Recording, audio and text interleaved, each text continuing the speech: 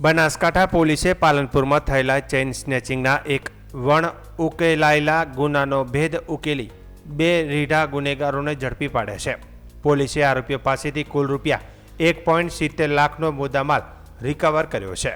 પોલીસના જણાવ્યા અનુસાર ગત 9 જૂન 2026ના રોજ આશરે 8:45 લક્ષ્મીપુરા ગામમાં ઘટના બની હતી. 2 અજાણ્યા શખ્સો મોટરસાયકલ પર આવી એક મહિલાના ગળામાંથી સોનાની ચેન ઝૂંટવી ફરાર થઈ ગયા હતા.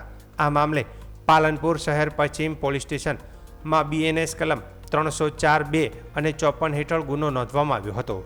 ડોક્ટર JJ ગામિતના માર્ગદર્શન અને RK પટેલની દેખરેખ હેઠળ પોલીસે અલગ અલગ ટીમો બનાવી તપાસ શરૂ કરી હતી.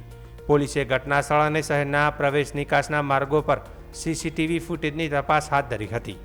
આરોપીઓના પહેરવેશ, ઉંમર, દેખાવ, મોટરસાયકલ અને ગુના કરવાની પદ્ધતિના આધારે હ્યુમન સોર્સિસની મદદથી બંને આરોપીઓને ઓળખ થઈ હતી.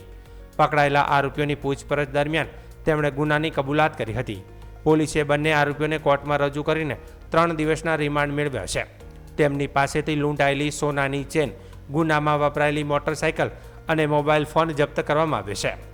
પ્રાથમિક તપાસમાં સામે આવ્યું છે કે બંને આરોપીઓ અમદાવાદ, સુરત અને બનાસકાંઠા જિલ્લા સહિતના અનેક વિસ્તારોમાં અન્ય ગુનાઓમાં પણ સંડોવાયેલા છે.